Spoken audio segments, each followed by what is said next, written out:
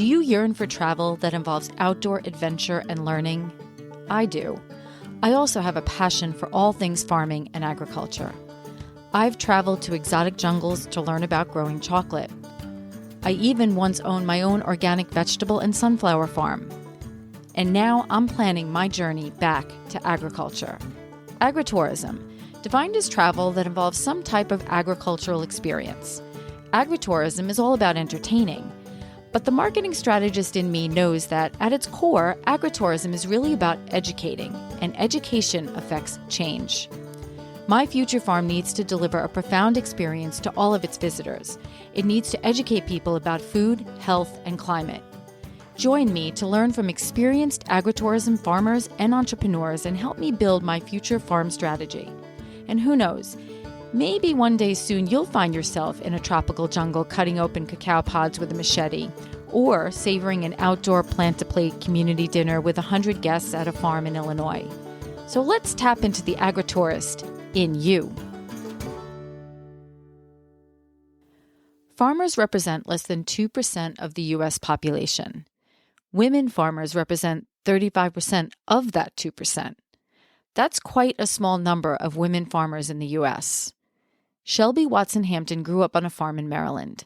She describes the family farm as a living, breathing entity of its own, the touchstone, the gathering place, the solid center of home for many.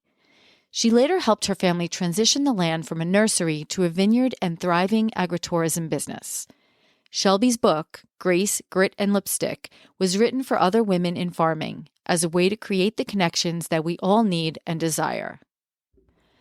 Shelby says it like it is. Through her book and our interview, I found Shelby to be extremely authentic and transparent in her messages.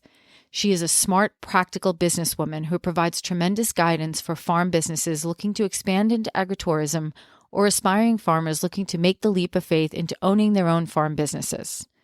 Her primary message was to not go it alone. Keep connecting. And to quote Shelby from her book, "On our best days, we find our joy. On our worst days, we rage, mourn, and fall to our knees. Then we get up, dust our knees, and we get on, getting on." Enjoy my conversation with author and entrepreneur Shelby Watson-Hampton. Okay. First of all, hi, nice to meet you. Sorry. No, it's nice to meet you as well. So you are the author of this great book, which I basically searched on Amazon for books on agritourism, and you came up.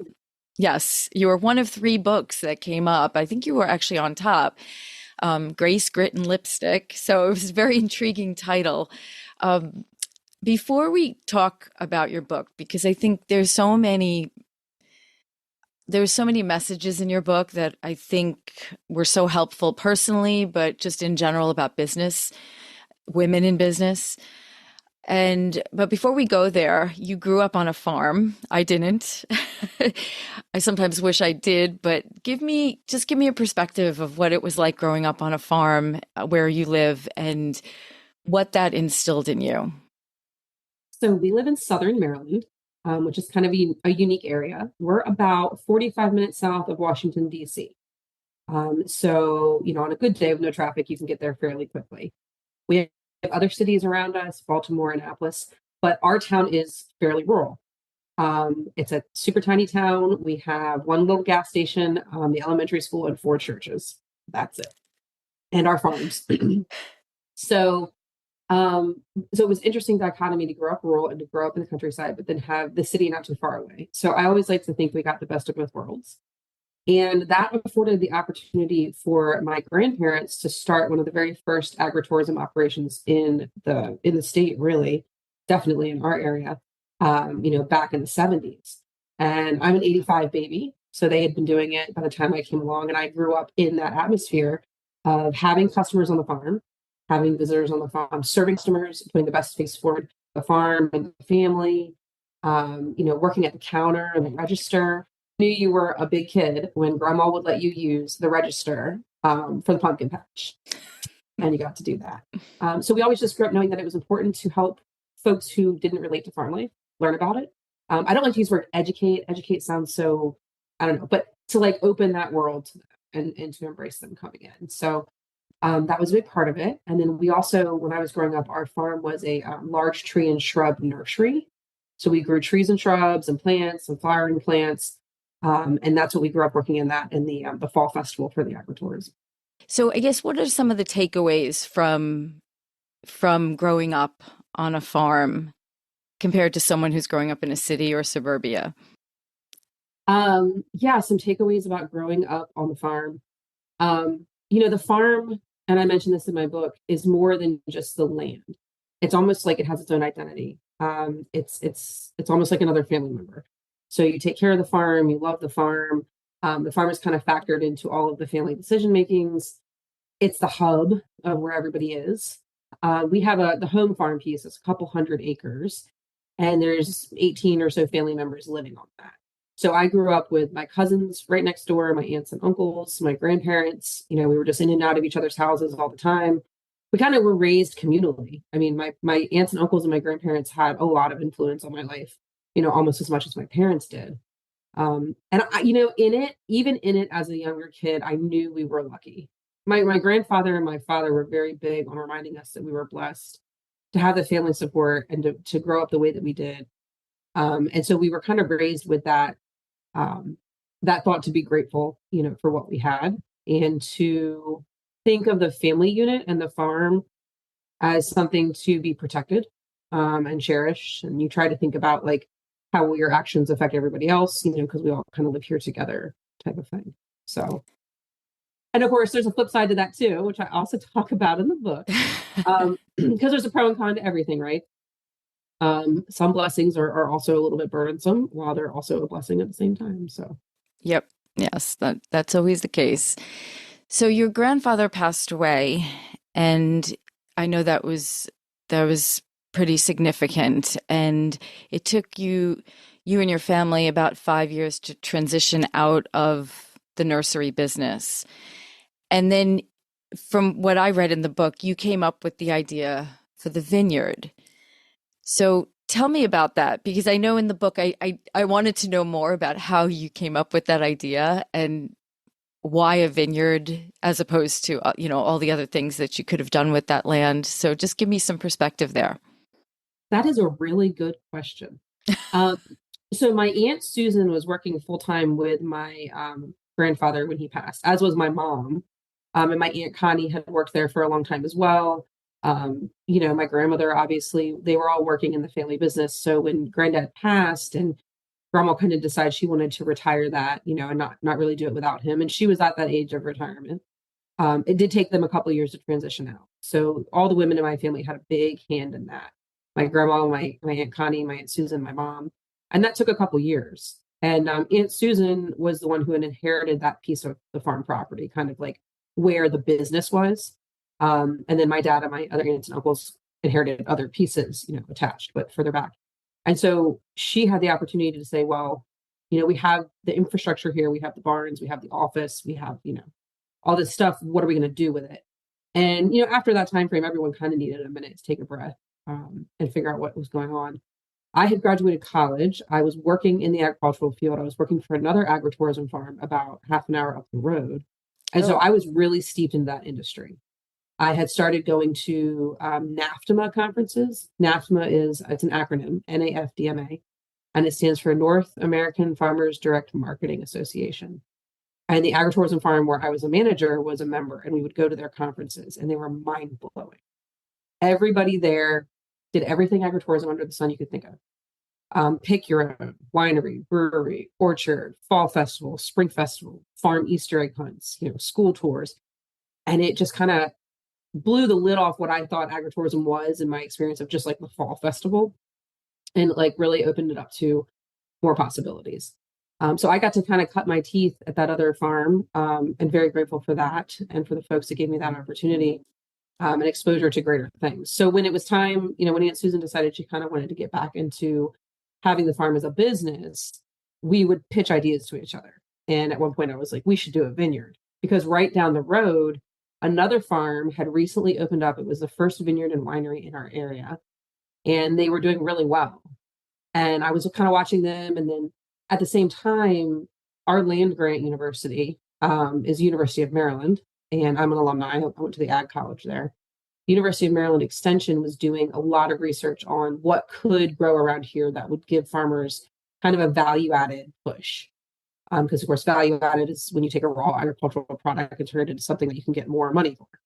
And they were focusing on grapes and vineyards because it turns out that the soil around here that is so good for growing tobacco is also really good for growing grapes. And our farm was a tobacco farm before it was a large tree nursery. That was one of the changes my grandfather made. So it all kind of came together. We went to a lot of conferences, a lot of seminars, workshops. We joined the Maryland Grape Growers Association and the Maryland Wineries Association several years before we ever opened to kind of learn everything we had to learn.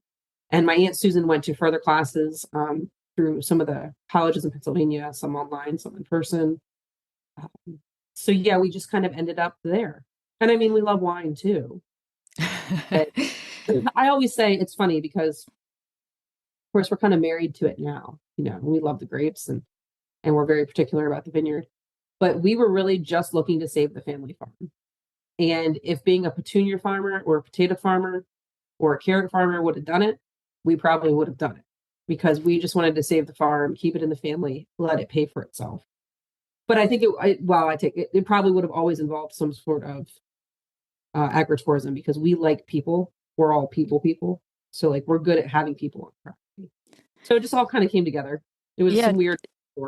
That's a big, because when I think we have several vineyards on Long Island here, and I see the operation and the investment that goes into that land, and it's a lot. And so when you in the book when you're talking about, okay, we came up with this vineyard idea, but obviously based on what you're telling me, there was a lot of years of research and work involved in learning about this, because it seemed like a really big transition to go into starting a vineyard.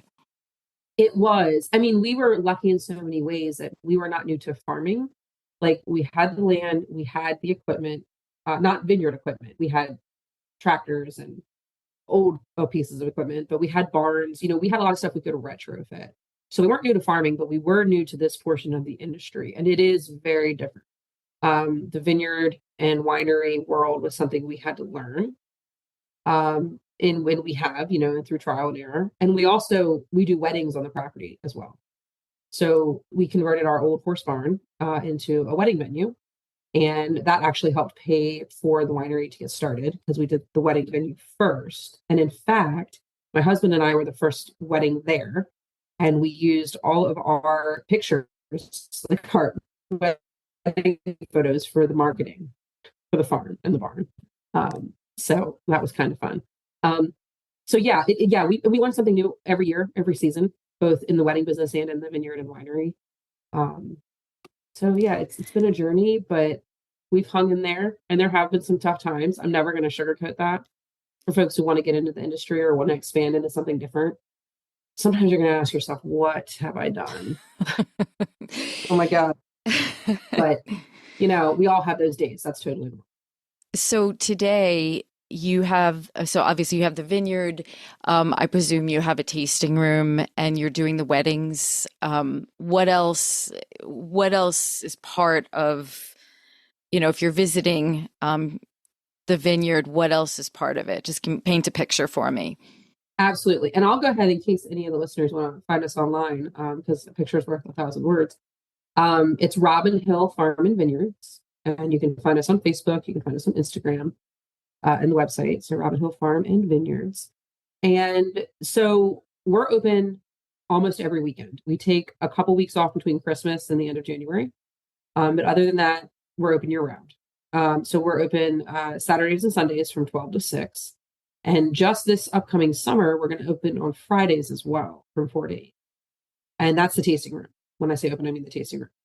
And then the wedding business is from basically early May, late April, early May through early November. We do that in the wedding barn. And then the vineyard, as far as the farm work goes, that starts in late February, early March with pruning. And that goes all the way through the end of harvest, which is the end of October. And that's every day or every other day, you have to be in the barns. Like you have to figure out what you're doing. And in the beginning, my husband and I and my aunt and uncle, we did everything. Like the four of us did everything.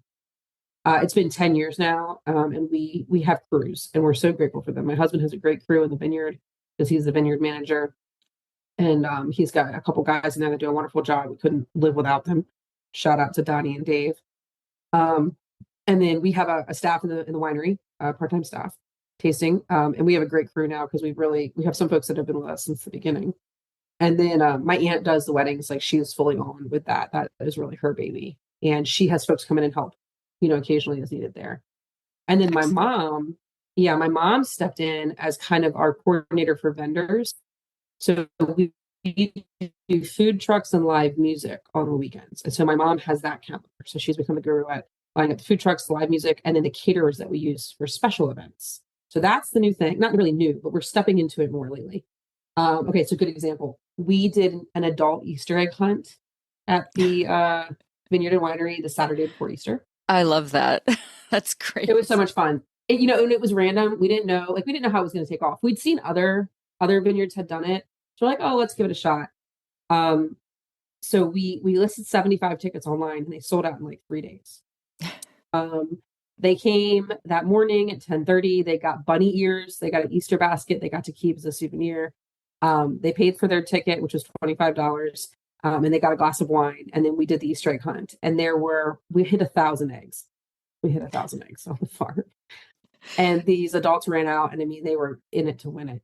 And there were different prizes listed on pieces of paper inside each of the eggs. So like you could win a bottle of wine, you could win, a wine magnet or a wine bottle opener or a wine charm, like different things like that. And they loved it. And so we're really expanding like that type of event. Like we want to do a little bit more specialty type of workshops and classes and things like that. That's terrific. That's terrific. Now you also, besides the vineyard, you have is it a full-time job? It is. Yes, it's a nonprofit, right? You're the director of an agriculture nonprofit? Yes. We are a quasi-governmental nonprofit. To make that a little complicated, but yes, essentially, it's a regional agricultural group. I'm the director. I work in a department with 9 other people, and we help farms and farmers diversify their offerings, help market their products to consumers, help them through the regulatory process that small businesses often face, draw attention to the buy local movement, assist in farmers markets programs in the region. And that is my full-time job. And of course, it fits very well because agriculture kind of is in all of my areas of my life, whether that's at home or at the full-time job.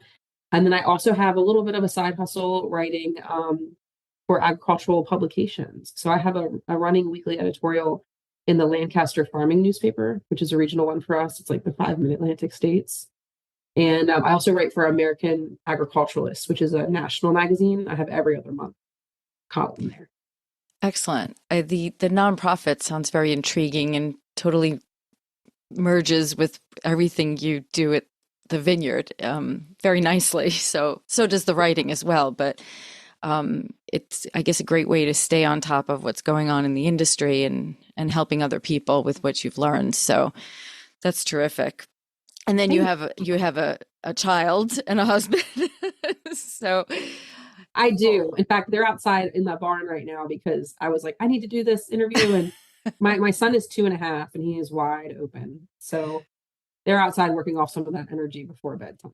Okay, yes. that's my husband, a good thing. Yeah. My husband also grew up on a family farm. And he also works in the industry. He works for a soil conservation district, helping farmers with their best management practices for soil conservation and farm planning. And then he works at the farm with us as well.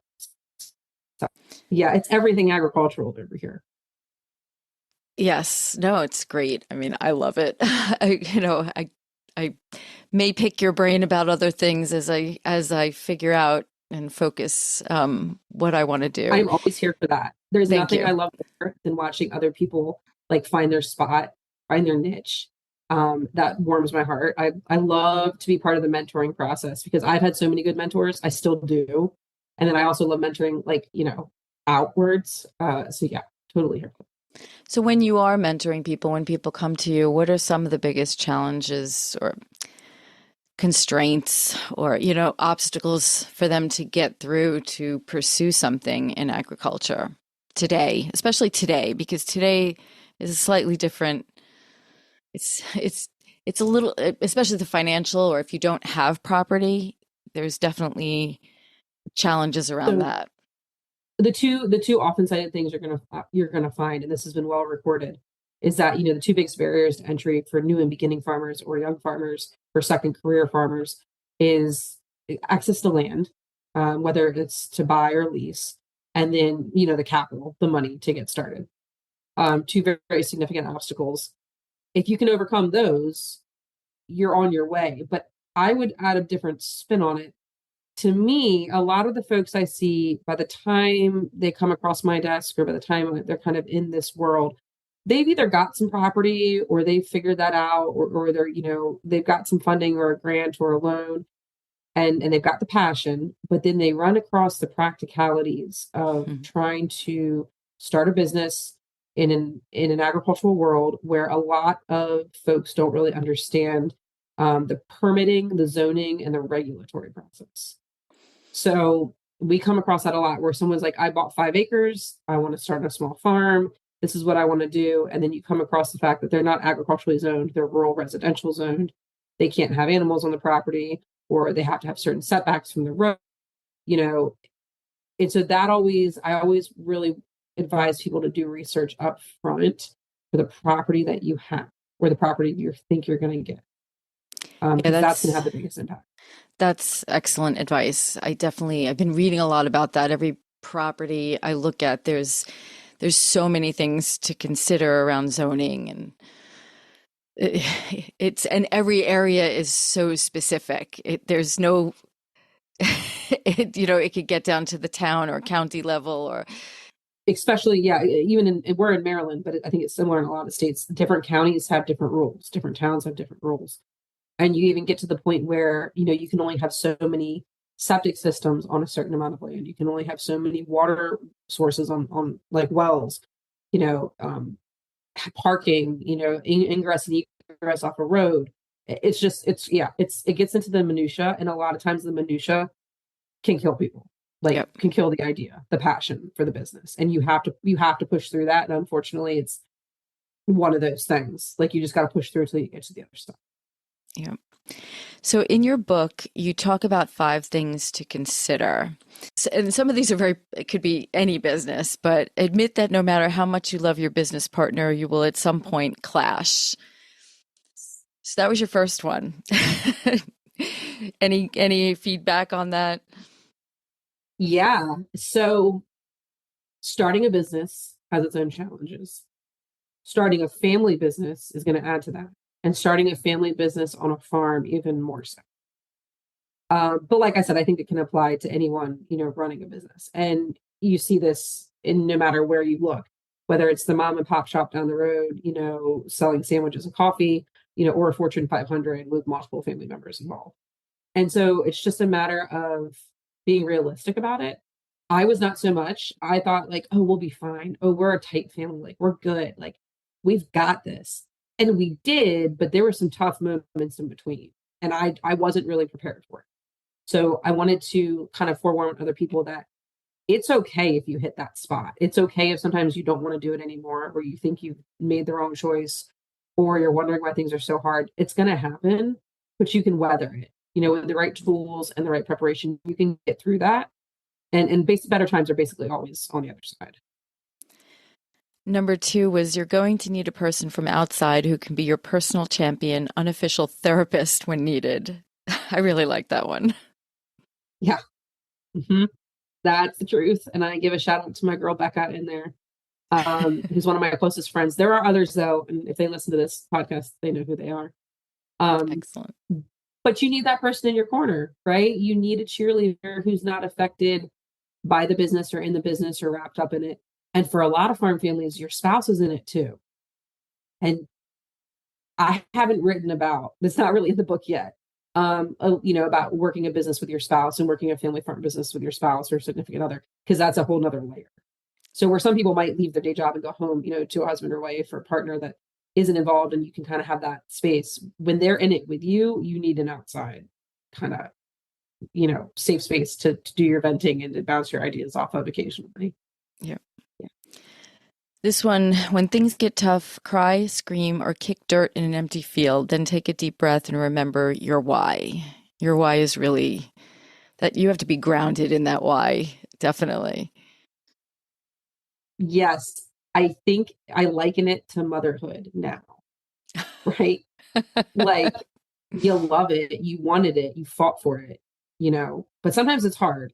And sometimes you have to like recenter around why do you love this? Why are you doing it? It's all going to be okay, that type of thing. Yeah. Yeah. Remember that no matter how well you think you know yourself, this process will teach you even more, and some of it will be difficult and humbling to learn. Absolutely. Yes, absolutely. And it was for me, and I see it happen to other people. And it takes a lot of introspection, like it takes a lot of inner work. And some of us are more used to doing that than others. I wasn't quite used to it at that time, but I have become so because I knew I needed to kind of find some tools that would help. So I'm a big fan of, journaling, meditation, not self-help books. I don't really like to use that term, but educational books, continuing your education, therapy. God love that. I start again next week. I'm excited. I just need some new tools to, some things to do. So I think that the inner work, it's going to come to you, and you're going to have to decide whether you want to do the inner work to make your situation as efficient and as happy as it can be, or if you're going to fight that too, and then find yourself bogged down. Yep. And the fifth one was breaks are better than burnout. Yes. So as a eldest daughter, Aries, Enneagram 3, type A perfectionist, I can tell you from experience that a lot of people who start a business who are entrepreneurial minded, I feel like fit several of those categories. You kind of have to be, like, if you're going to take this journey on yourself and be excited about it. And so we will go until we cannot go anymore. And when we hit the wall, we hit it hard. And I did that multiple times. And, apparently I'm a slow learner, because you would have thought the first time I would have figured it out. But after the second or third, I was like, well, let's reevaluate how we're handling this. But it's hard because, your business becomes part of your identity. It becomes part of your sense of self. It wraps up basically your whole world. And so you have to learn how to take a break, take a breather. That age-old saying, you can't pour into someone else's cup if yours is empty. So just learning that. It's a work in progress. I have seasons where I'm better at that. And I have seasons when I kind of forget what I've learned and revert to the ways that lead to burnout. And I think that's an ongoing process. Yep. So when I read your book, a significant message that comes across is about reaching out and connecting, especially as women. I loved that you were extremely transparent about, providing examples, but that whole, the power of connecting. You talk about that throughout the book. It's weaved throughout the entire book. So you just want to touch on that. Give me, I know there were tons of examples and there are people that you highlight, and I looked up every one of those as I was reading the book, but just talk a little bit about that power of connection, especially as women. And I know you quote in the book that one figure you present is, there's less than 2% of the US population that are farmers, and 35% of that piece are women. So you're talking about a very small percentage of farmers who are women. So the power of connection is really important for us. Yes, absolutely. And that's one thing I always say about the book when people ask. I say it's not a memoir. It's not my story. I'm in there because I kind of have to explain my background and like why I'm talking about this topic. But the book's about women in general, and more specifically, women in rural communities, women in farming. And I feature 15 other women from all across the country, and even a few from Canada in the book. And I'm so glad you looked them up when you were reading it, because that's exactly what I wanted. And a lot of people have said that. So that's amazing. And I want to give a shout out to those 15 women because they all included some sort of contact information in the book, whether it was a LinkedIn, an email, an Instagram, or a Facebook. Like you can read about them and then you can go find them, which is amazing. And it was their stories I wanted to highlight. It was the connections that I wanted to bring together because that is the most important part. So women build the community. Women are nurturers, not just for their family or their land or their animals, but for each other, for the community, for connections.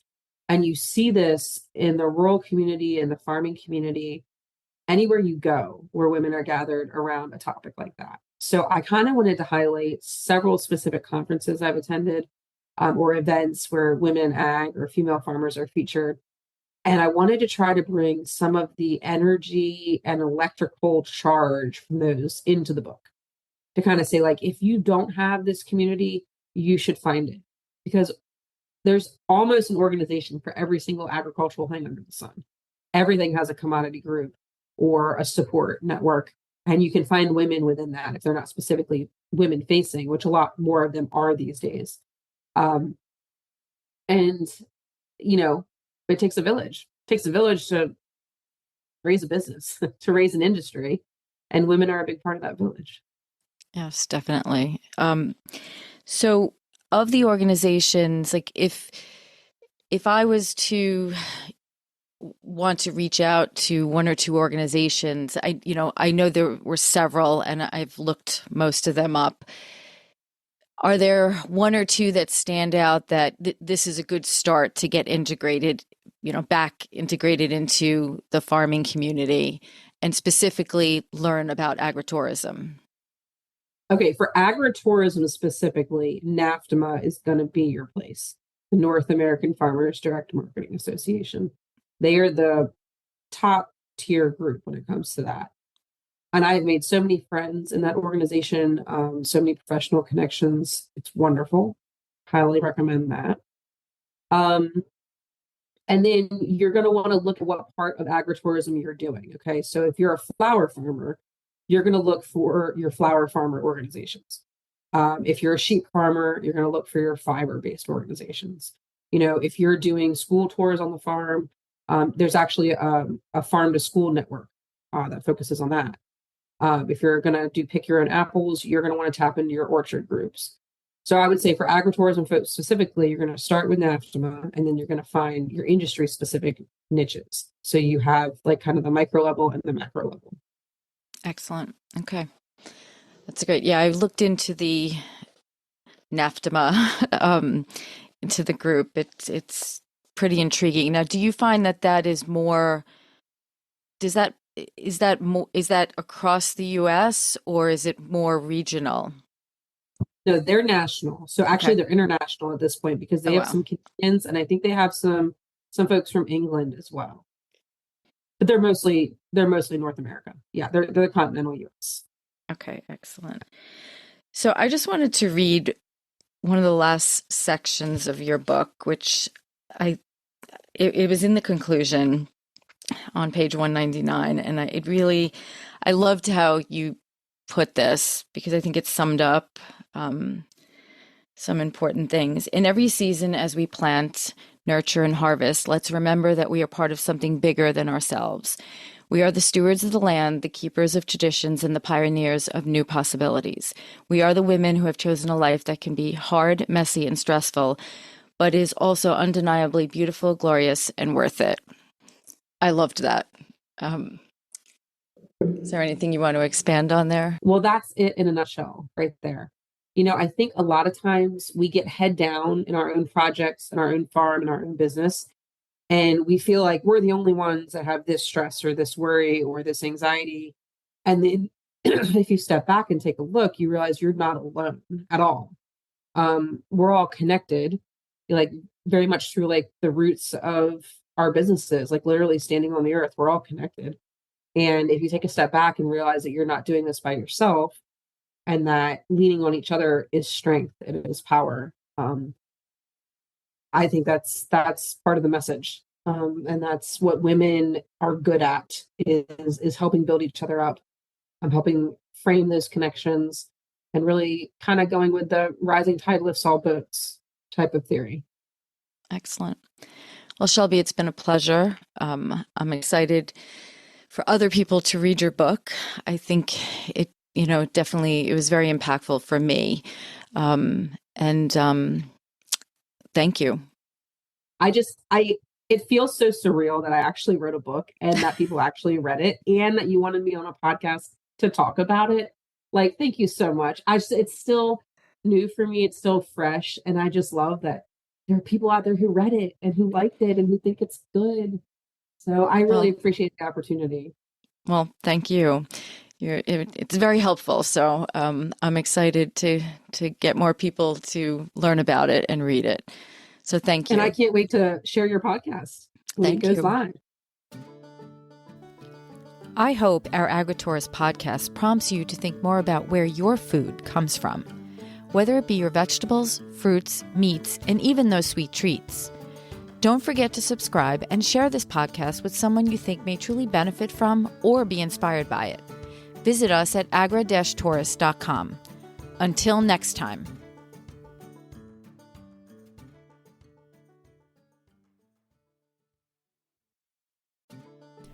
As we are learning from many of our farmers and entrepreneurs, strong connections help propel our visions. Through my interview with Lisa Chase from the University of Vermont Extension and Vermont Tourism Research Center, I was connected to an exciting and new organization called the Global Agritourism Network, or GAN for short. The Global Network is made up of agritourism stakeholders from around the world. They include farmers and ranchers, researchers, educators, community planners, policymakers, agricultural service providers, and tour operators, among others.